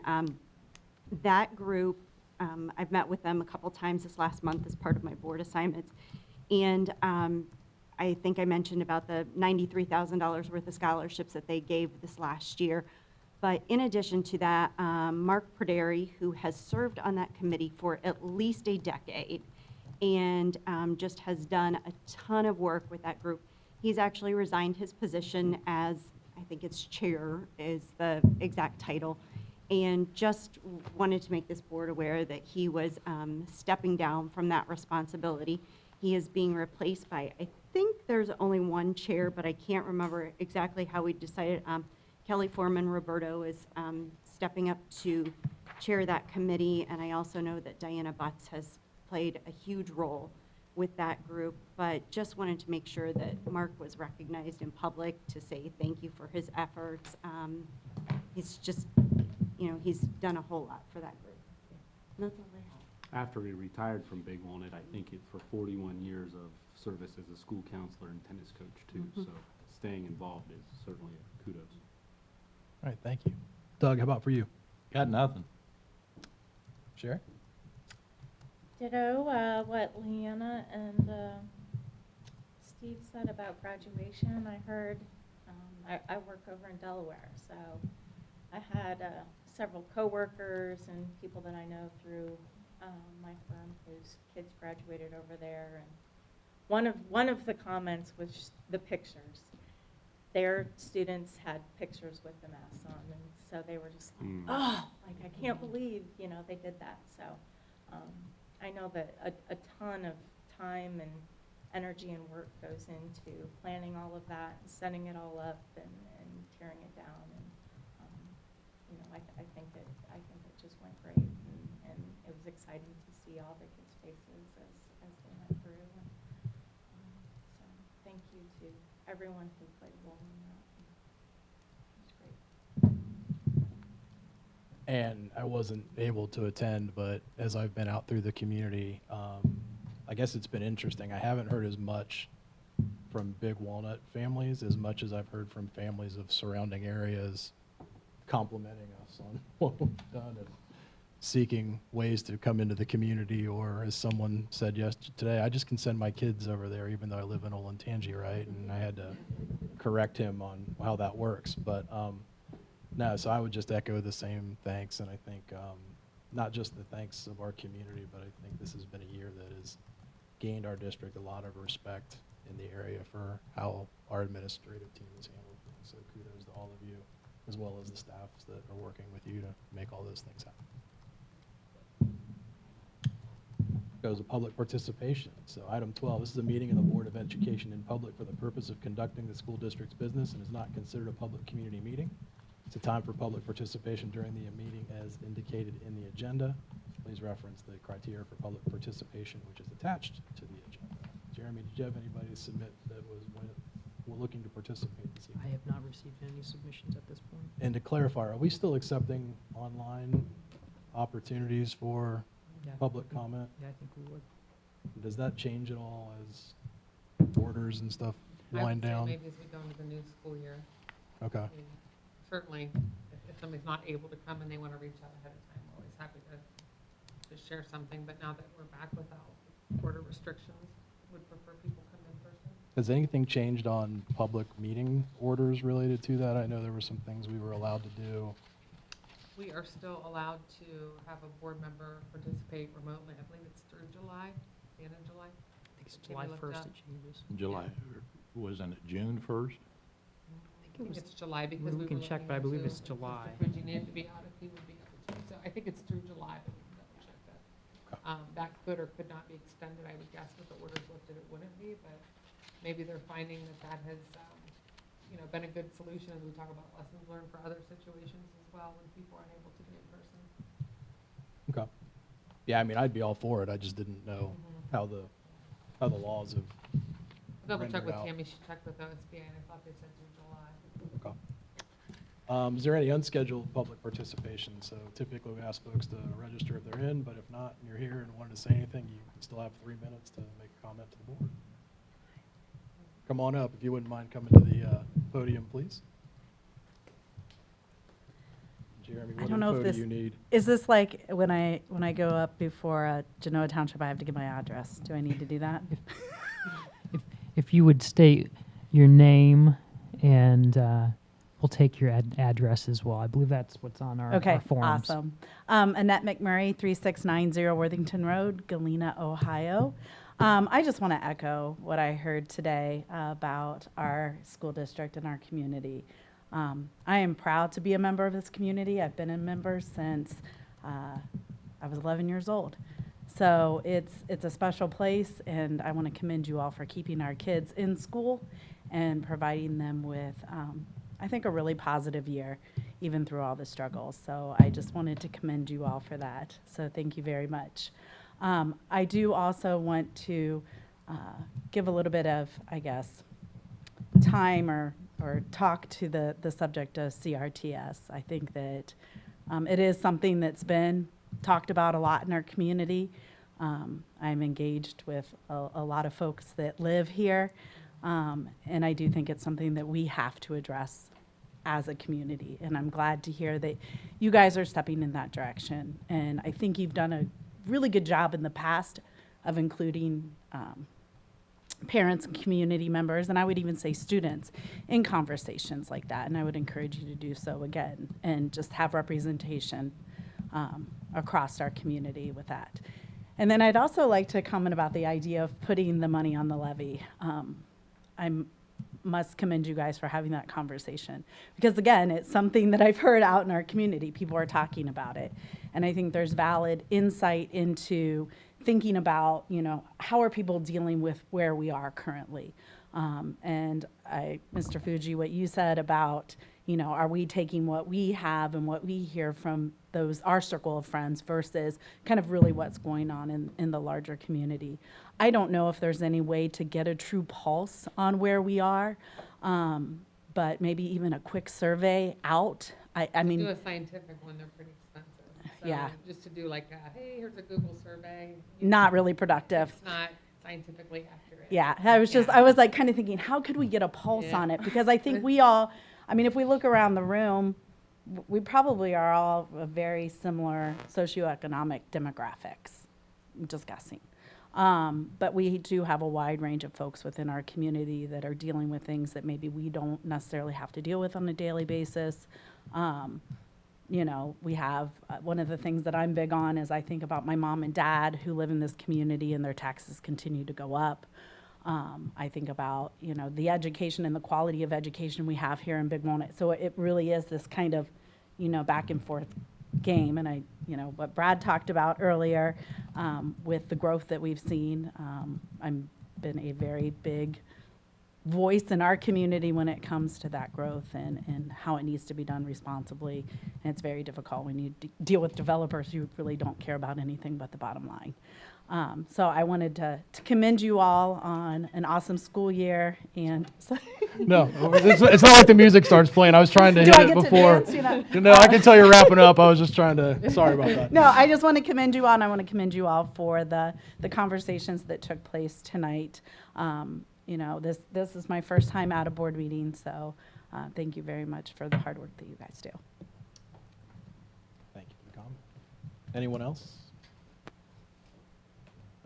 Okay, that brings us to business items. Item 13.1, it's recommended the board approve a resolution waiving competitive bidding and authorizing a contract with Multi Ventures Limited for the boiler replacement project at Harrison Street Early Learning Center based on an urgent necessity. Can I have a motion, please? So moved. Thank you, Leanna. Is there a second? I'll second. Sherry? Doug? Okay, so this is the steam boiler at Harrison Street Elementary. Just share it was installed in 1957. So it's definitely beyond its useful life.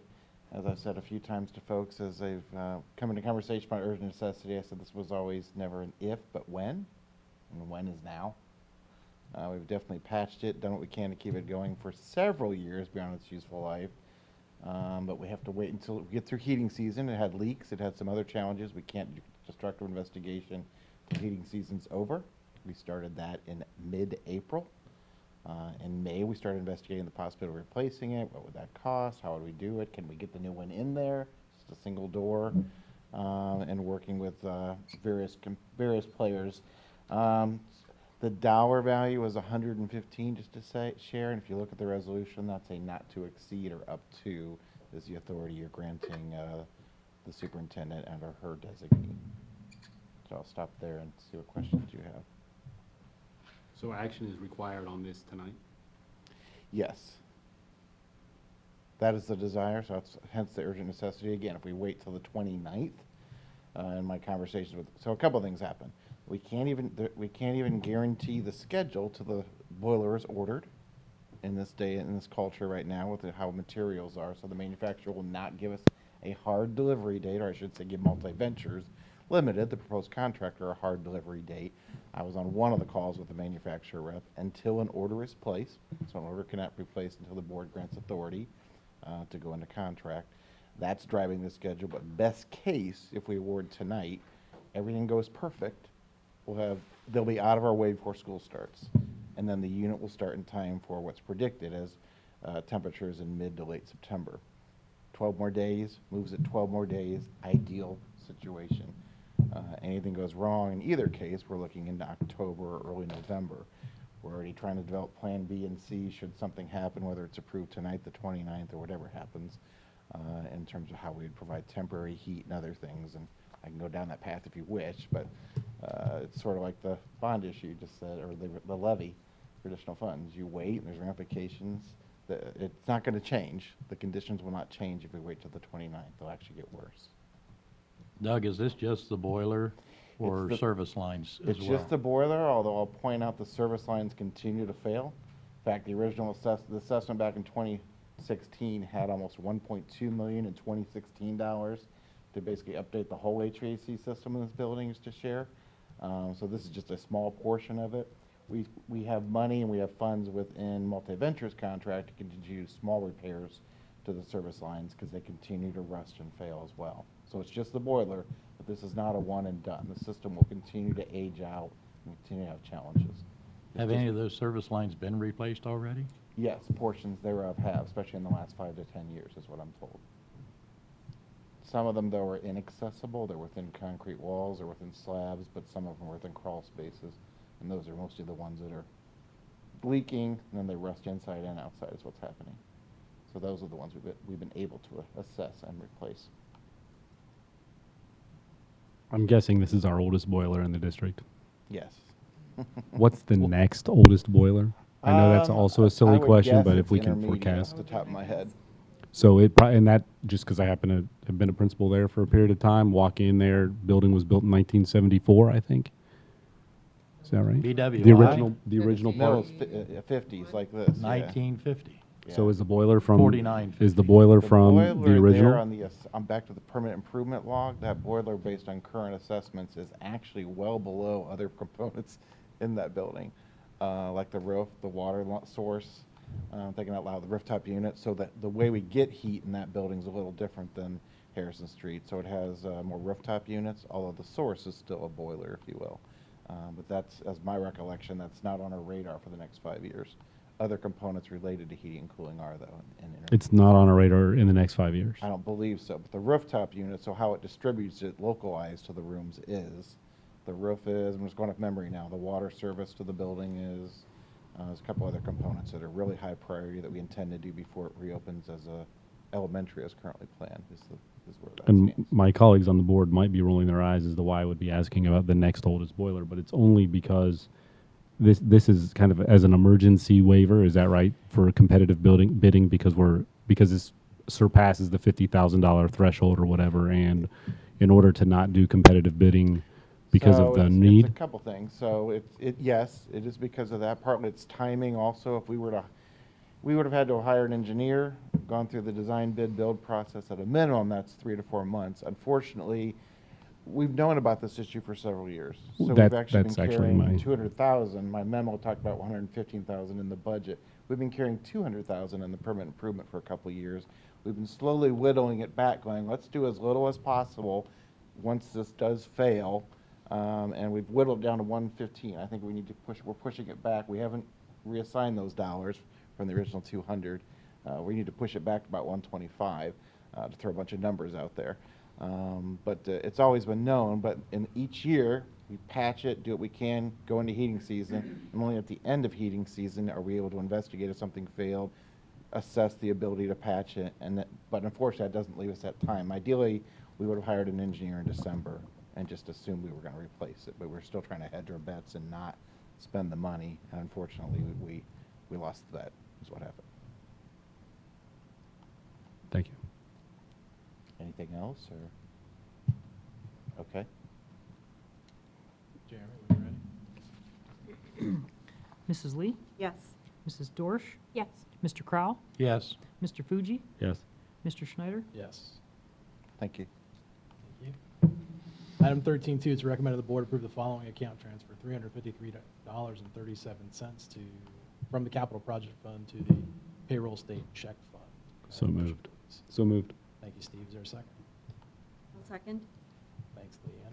Jeremy, you want to speak to this one? Yeah, this is, you may recall, a month or two ago, a transfer the opposite way. As we were reconciling and taking care of things, noted that, that a transfer needed to go back to correct an issue. So this is the amount in that, the payroll account to send that back and clear up the negative balance that's in that.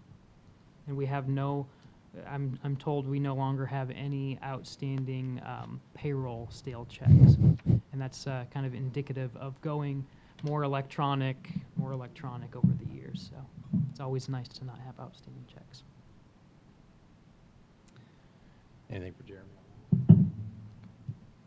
Mr. Fuji, Yes. Mrs. Lee, Yes. Mr. Crowell, Yes. Mrs. Dorsch, Yes. Mr. Schneider. Yes.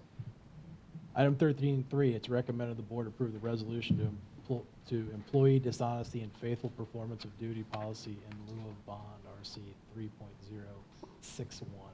Can I have a motion, please? So moved. Thank you, Sherry. Is there a second? I'll second. Thank you, Leanna. Jeremy, while you're at it, keep going. Yeah. So as part of Ohio Revised Code 3.061, to be able to take advantage of having a employee dishonesty and faithful performance bond, the board does have to grant that through a resolution.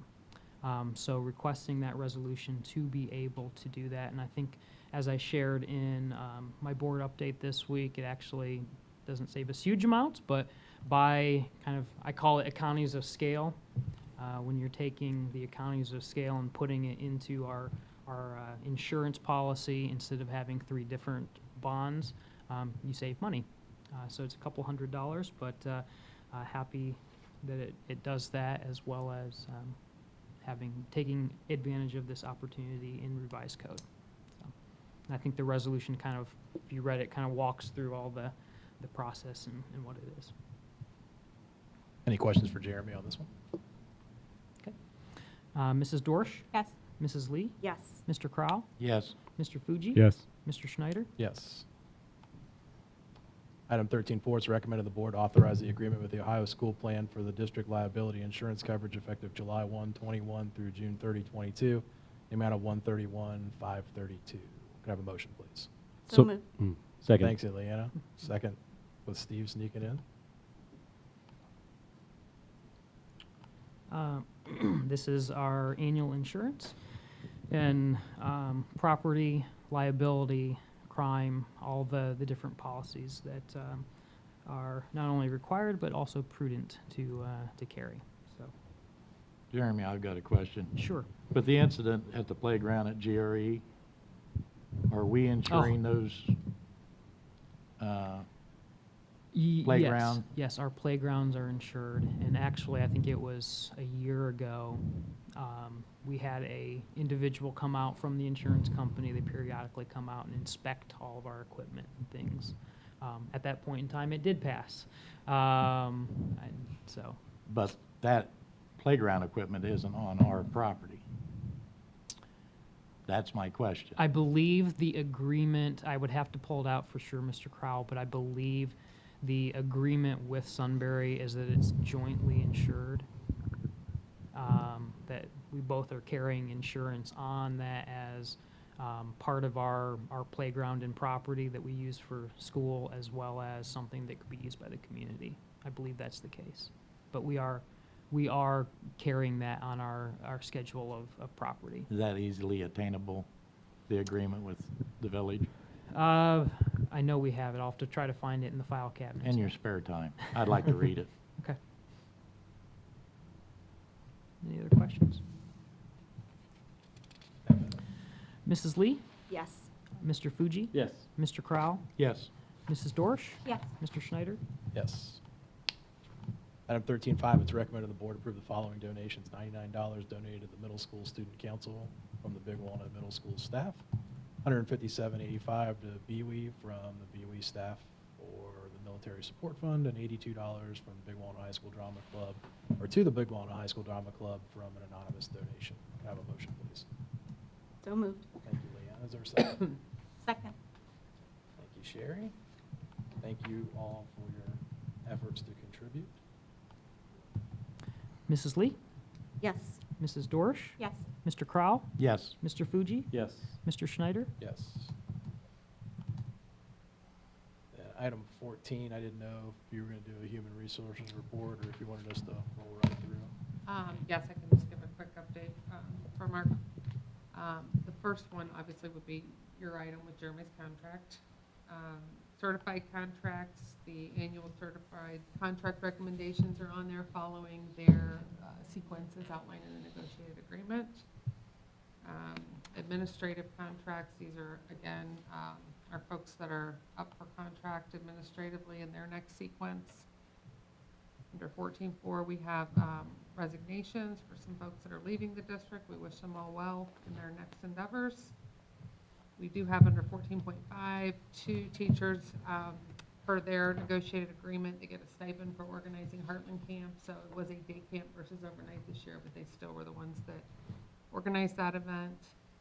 Under 14.6, this is a secretary position. You may recall that we had one secretary position that we temporarily absorbed with the intention of always adding it back in when we get ready to move into the new district, or the new building. Just absorbed it for a year to try to get by, again, with the uncertainty at the end of last year with the pandemic. So are planning on putting that back in, especially getting ready for that mid-year move. And then under 14.7, Alyssa, the preschool intervention specialist, this is a halftime add due to numbers of students requiring preschool or special needs students. The other one is a replacement from a retirement. Under 14.8, we have a request for leave of absence as permitted under the BWA negotiated agreement. Do you have any answering questions? All right, we'll go ahead to resolutions. Item 14.1, it's recommended the board approve a 5-year administration contract extension for Jeremy Busker, treasurer, effective through July 31st, 2026. Can I have a motion, please? So moved. Thank you, Steve. Is there a second? I'll second. Thank you, Leanna. So I remember being in this room and kind of coming in from a public discussion where I think that might have been the first time, at least I'm aware of, where we brought in some members of the public to meet some folks that we were taking a look at least in the treasurer's position, and then being able to have the opportunity to kind of interview, and just how refreshing it was to have a candidate, not just with Jeremy's competence and capability and experience coming from where he came, but also the added benefit of being a member of our community, knowing our community. And, you know, I, for one, have been, I wouldn't say surprised, but I've certainly been impressed with what you've been able to do in service to our community, and I appreciate that. And I'm excited to be able to work with you a little bit longer and hopefully with approval, extend your service with our community a little bit longer. So I want to thank you for all your efforts.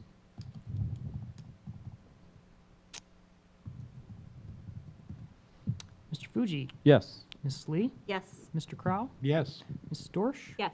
and Mr. Schneider. Yes. Apparently, I'm the only one that wanted to thank you. I did so with a appreciate yes. it. I think so with the yes, too. And I'll just say thank you all. It has been a pleasure, and in the words of Mr. Andy Wecker, I think we've chopped a lot of wood in the 4 years. That was a throwback. What is the half-life on a Wecker? Item 14.2, it's recommended the board approve the certified contract recommendations for the 21-22 school year. Can I have a motion, please? So moved. Thank you, Leanna. Is there a second? I'll second. Thank you, Sherry. Any questions or comments from the board? Jeremy, when you're ready. Mrs. Lee, Yes.